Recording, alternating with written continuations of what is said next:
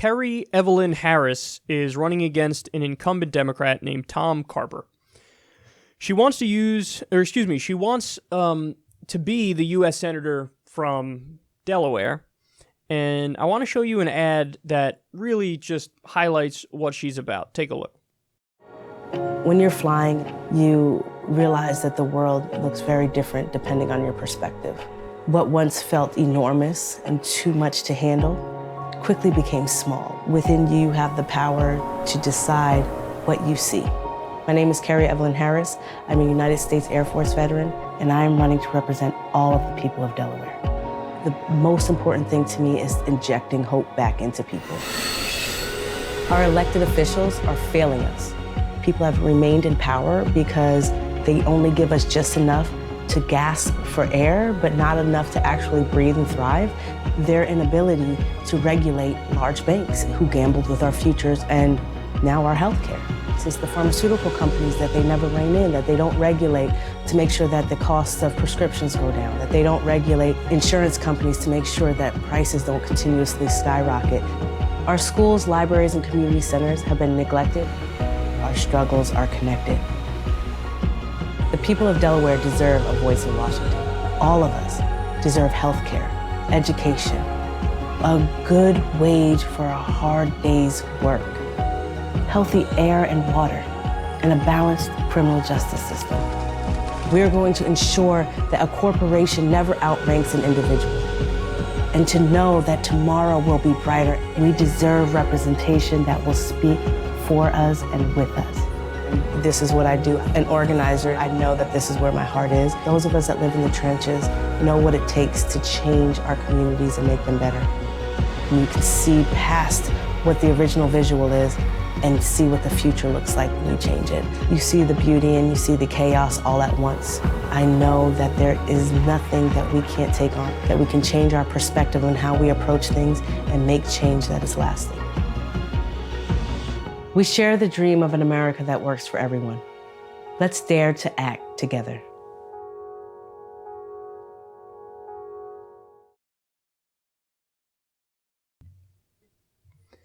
So Tom Carper is a committed corporate Democrat. He is a big-time establishment Democrat.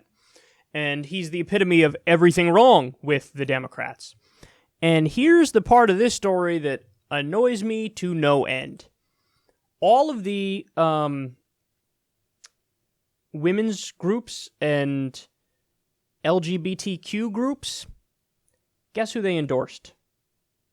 They endorsed Tom Carper, who's a corporate Democrat, over a populist left LGBT female person of color candidate. So the reason I point this out is it shows you that the point we've been making all along is correct, namely that the establishment and the corporatists weaponize identity politics to use cynically. So, in other words, hey, if they're deep corporatists, so corporatism rises above all else. So that means that even though, hey, it's a women's group or it's an LGBTQ group, well, we'll just go with the straight white dude because we're corporatists, and so we prefer them over the candidate that is the type of candidate that we say we are most for. They say they are most for women. They say they are most for the LGBTQ community. Well, then why are you... By the way, same thing's happening with Cynthia Nixon and Andrew Cuomo in New York. Cuomo's got, all the big Democratic groups lined up behind him. Well, what happened? You guys were all the ones, I'm with her in the last election. Because, Bernie Sanders is a white man. We can't have any more white men in politics. We got to do it. It's got to be women, and it's got to be gay people. That's what it's got to be. And then you give them gay people and women, but they happen to actually be not corporatists. They are populist left. And all of a sudden they're like, did we say we care most about diversity and identity? What we really meant was we prefer corporatists over all else, and we just weaponize identity politics to use it as we like. So that's the point, guys. And that's why, I'm somebody who's on the left who I'm not trying to hide it. I've been very clear and upfront and straightforward about it. I'm opposed to identity politics. I'm opposed to it. I support the candidates that are in favor of the policies that I'm in favor of. I don't give a shit if the candidate's black, great. If the candidate's white, great. If the candidate's gay, great. If the candidate's straight, great. I don't care. I don't give a shit. It's all about the policies. And that's what I think everybody's standard should be. You shouldn't put identity above policies. And I think ultimately what we're learning is nobody really does. And that's why the corporatists are backing the corporatists, and that's why the people who are genuine in their populist left are backing the populist left people. So I just wish everybody would be honest about that, and they're not. So this is a great ad because look at what she talks about here. And this is, you can tell the difference between a corporate Democrat and, a populist left Democrat immediately, because the corporate Democrats, they are full of platitudes and cliches, and they love to blow smoke up your ass and say things like, hey, I'm in favor of good things and against bad things. Okay, they don't say that. That's a little too obvious. But, diversity is our strength, and that's great, and I am in favor of working people. It's all just surface level garbage, and they never tell you exactly what they're talking about. Whereas here, Kerri Evelyn Harris's ad, the big banks are screwing you. We need to regulate the big banks. Okay, I like that. That's very specific. Big pharma is screwing you. We need to regulate them and lower the drug prices. Would you ever hear that in an ad from a corporate Democrat? Never! Because they don't want to do it, and they want to give themselves enough wiggle room later on to get out of it when they don't do it.